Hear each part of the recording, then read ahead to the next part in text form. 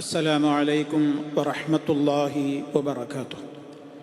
الحمد لله والصلاة والسلام على رسول الله وعلى آله وصحبه أجمعين أما بعد. സ്നേഹമുള്ള സഹോദരി സഹോദരന്മാരെ, സുഹൃത്തുക്കളെ, ഷഅബാൻ മാസത്തിലാണ് നാം സ്ഥിതി ചെയ്യുന്നത്. ഈ ഒരു സന്ദർഭത്തിൽ പല ആളുകളും ചോദിക്കാറുള്ള ഒരു സംശയത്തിൻ്റെ നിവാരണമാണ് ഇന്നത്തെ സംസാരത്തിലൂടെ ഉദ്ദേശിക്കുന്നത്. അതായത് ഷഅബാൻ 15 ശേഷം അഥവാ 16 മുതൽ നോമ്പ് എടുക്കുവാൻ പാടില്ല എന്ന് കേൾക്കുന്നു. എന്താണ് അതിൻ്റെ വസ്തുത? ഇതാണ് പലരും ഉന്നയിച്ചു കൊണ്ടിരിക്കുന്ന ഒരു സംശയം.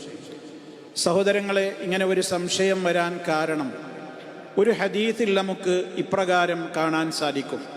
അബൂദാവൂദും തിർമിദിയും ഇബ്നു മാജയും ഒക്കെ റിപ്പോർട്ട് ചെയ്ത മഹാനായ അബൂ ഹുറൈറ റളിയല്ലാഹു തആല അൻഹു പറയുന്നു, അല്ലാഹുവിൻ്റെ റസൂല് പറഞ്ഞിട്ടുണ്ട്, ഇദൻ തസഫ ശഅബാൻ ഫലാ തസൂമു, ശഅബാൻ പകുതിയായി കഴിഞ്ഞാൽ ഫലാ തസൂമു, നിങ്ങൾ നോമ്പെടുക്കരുത്. അപ്പം ശഅബാൻ പകുതി പിന്നിട്ട് കഴിഞ്ഞാൽ പിന്നെ നോമ്പെടുക്കാൻ പാടില്ല എന്നാണല്ലോ ആ ഹദീസിൻ്റെ താല്പര്യം.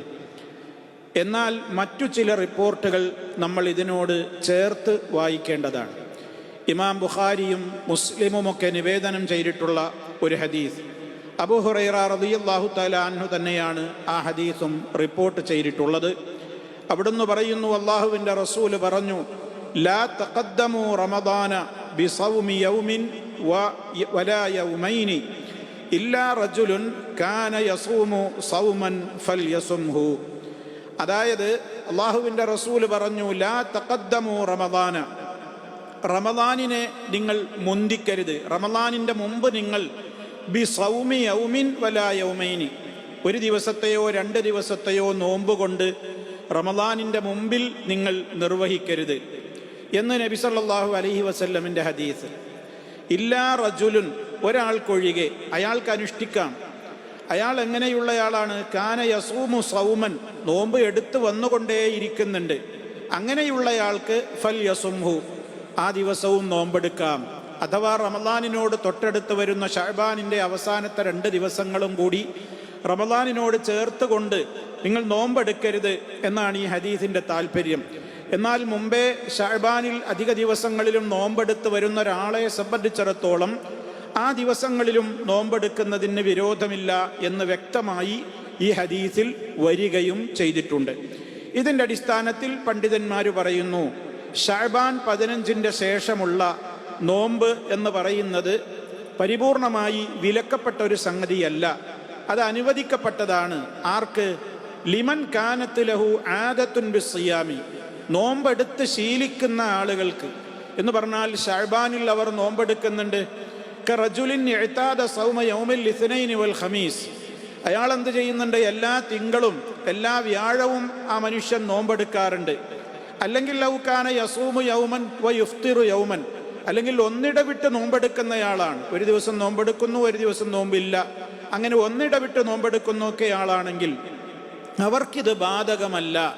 അവരെ സംബന്ധിച്ചിടത്തോളം അവർക്ക് ശഅബാൻ 15 ശേഷവും അതിലും വരുമല്ലോ തിങ്കളും വ്യാഴവും, അപ്പം അയാൾക്ക് നോമ്പെടുക്കാം. അതേപോലെ ഒന്നിടവിട്ട നോമ്പെടുക്കുന്ന ആളുകൾക്ക് ശഅബാൻ 15 ദിവസം വരുന്ന ആ ദിവസങ്ങളിലും അതേപോലെ തന്നെ നിർവഹിക്കാം.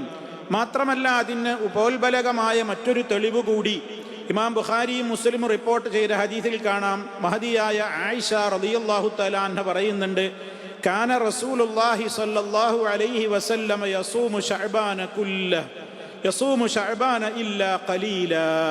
എന്താണ് പറയുന്നത്? അള്ളാഹുവിൻ്റെ റസൂലിൻ്റെ പതിവായിരുന്നു അവിടുന്ന് ശഅബാൻ മുഴുവനും നോമ്പെടുത്തിരുന്നു. മുഴുവനും നോമ്പെടുത്തു എന്ന് പറഞ്ഞാൽ മുഴുവൻ നോമ്പെടുത്തത് അള്ളാഹുവിൻ്റെ റസൂല് എന്ന് പറഞ്ഞതുകൊണ്ട് ഉദ്ദേശിക്കപ്പെടുന്നത് യസൂമു ശഅബാന ഇല്ലാ ഖലീല എന്നാണ്. ശഅബാനിൽ നിന്ന് കുറഞ്ഞ ദിവസങ്ങളല്ലാത്തതൊക്കെ അധിക ദിവസവും നോമ്പെടുത്തിരുന്നു എന്നാണ് അതിൻ്റെ താല്പര്യം. അത് ഇമാം നവവി റഹ്മത്തുള്ളാഹി അലൈഹി ആ ഹദീസിനെ വിശദീകരിച്ചിടത്ത് പ്രത്യേകം എടുത്തു പറയുകയും ചെയ്തു.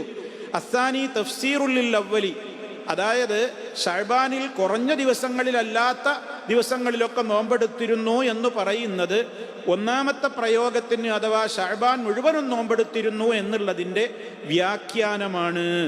അപ്പം അതുകൊണ്ട് തന്നെ സഹോദരങ്ങളെ, ഈ ഹദീസുകൾ കൂട്ടി വായിക്കുമ്പോൾ നമുക്ക് മനസ്സിലാക്കുവാൻ സാധിക്കുന്നത്, ശഅബാൻ 15 വരെ തീരെ നോമ്പെടുത്തിട്ടില്ലാത്ത ഒരാൾ, അയാൾ ശഅബാൻ 15 തിങ്കളും വ്യാഴം എടുക്കാറില്ല, അതുപോലെ തന്നെ 13, 14, 15 അങ്ങനെയും എടുക്കാറില്ല.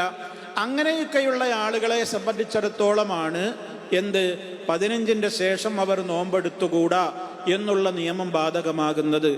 അതേ അവസരത്തിൽ റമദാനിൻ്റെ തൊട്ട് മുമ്പ് അയാൾ ശഅബാൻ മാസത്തിൽ എന്ത് ചെയ്യുന്നുണ്ട്? അയാൾ തിങ്കൾ വ്യാഴം പതിവുണ്ട്, വ്യാഴം നോമ്പ് പതിവുണ്ട്, അതുപോലെ തന്നെ 13, 14, 15 ഒക്കെ അദ്ദേഹം നോമ്പെടുക്കാറുണ്ട്.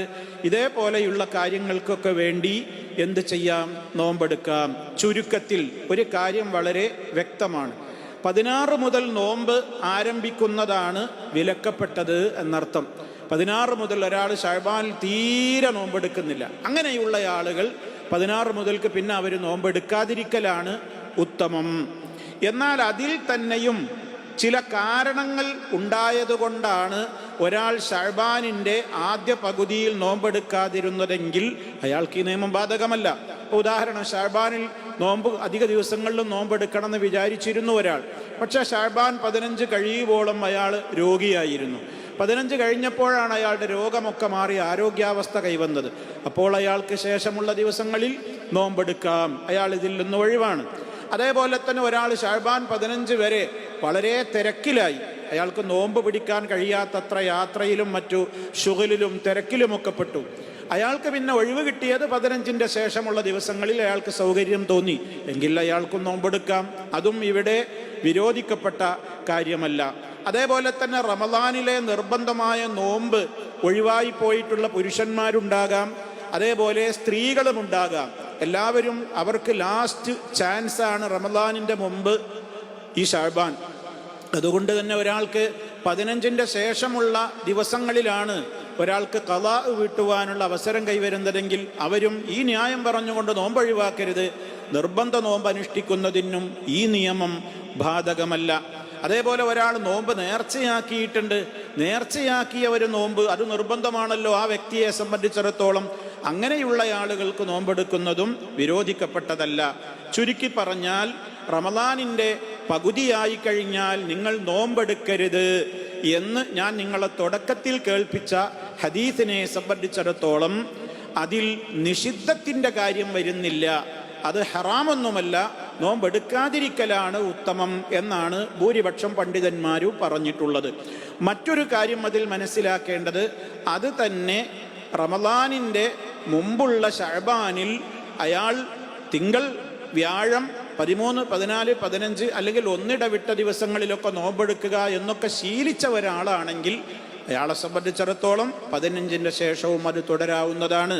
ഇനി റമദാനിൻ്റെ തൊട്ട് മുമ്പുള്ള ദിവസങ്ങളിൽ അഥവാ ശഅബാൻ 28, 29 പോലെയുള്ള ദിവസങ്ങൾ, ആ ദിവസങ്ങളെ നിങ്ങൾ റമദാനിനോട് ചേർത്തുകൊണ്ട് തൊട്ട് മുമ്പുള്ള 2 ദിവസങ്ങളിൽ നോമ്പെടുക്കരുതെന്ന് പറഞ്ഞല്ലോ. അത് തന്നെയും ഇപ്പം തിങ്കൾ ആണ് ഇപ്പം ശഅബാൻ 28 വരുന്നതെന്ന് സങ്കല്പിക്കുക, അല്ലെങ്കിൽ ഒരു വ്യാഴമാണ് ശഅബാൻ 29 വരുന്നതെന്ന് സങ്കല്പിക്കുക. അങ്ങനെയൊക്കെയുള്ള ഒരാളെ സംബന്ധിച്ചിടത്തോളം അയാൾ പതിവായി തിങ്കളും വ്യാഴവും എടുക്കുന്നുവെങ്കിൽ അയാൾക്ക് ആ റമദാനിൻ്റെ തൊട്ട് മുമ്പ് വരുന്ന തിങ്കളോ വ്യാഴമോ ഒക്കെ എടുക്കുന്നതിനും വിരോധമില്ല. ഇതൊക്കെ ഈ വിഷയത്തിൽ പണ്ഡിതന്മാർ രേഖപ്പെടുത്തിയതായി കാണുവാൻ സാധിക്കും. അപ്പം അതുകൊണ്ട് തന്നെ പ്രിയമുള്ളവരെ, ശഅബാൻ 15 കഴിഞ്ഞാൽ പിന്നെ നോമ്പെടുത്തുകൂടാ എന്ന് പറഞ്ഞുകൊണ്ട് അതിൻ്റെ ശേഷം വരുന്ന തിങ്കൾ ഒഴിവാക്കുന്നവർ, വ്യാഴം ഒഴിവാക്കുന്നവർ, അതുപോലെ തന്നെ നിർബന്ധ നോമ്പ് ബാക്കിയായിട്ട് അത് ഖളാ വീട്ടാനും ഇപ്പം ശഅബാൻ 15 കഴിഞ്ഞില്ലേ ഇനിയിപ്പോൾ നിവൃത്തിയില്ലല്ലോ എന്ന് പറഞ്ഞുകൊണ്ട് അങ്ങനെ തെറ്റിദ്ധരിച്ചു മാറി നിൽക്കുന്നവർ, നേർച്ചയുണ്ട് റമദാനിൻ്റെ മുമ്പ് തന്നെ അനുഷ്ഠിക്കുവാനുള്ളൊരു നോമ്പിൻ്റെ, അതും ഇപ്പം നിവൃത്തിയില്ലല്ലോ എന്നൊക്കെ പറഞ്ഞു മാറി നിൽക്കുന്ന ആളുകൾ എല്ലാവരും ശ്രദ്ധിക്കുക. ഈ വിഷയത്തിൽ ഇപ്രകാരമാണ് നമ്മൾ അതിനെ വേർതിരിച്ച് മനസ്സിലാക്കിയിരിക്കേണ്ടത്. അല്ലാഹു സുബ്ഹാനഹു വ തആല യഥാർത്ഥമായ രൂപത്തിൽ കാര്യങ്ങളെ ഗ്രഹിച്ച് പ്രവാചകൻ സല്ലല്ലാഹു അലൈഹി വസല്ലമിൻ്റെ വാക്കുകളെ മനസ്സിലാക്കുന്ന, അനുധാവനം ചെയ്യുന്ന നല്ലവരിൽ നമ്മെ ഓരോരുത്തരെയും ഉൾപ്പെടുത്തി അനുഗ്രഹിക്കുമാറാകട്ടെ. വൽഹംദുലില്ലാഹി റബ്ബിൽ ആലമീൻ. വസ്സലാമു അലൈക്കും വറഹ്മത്തുള്ളാഹി വബറകാതുഹു.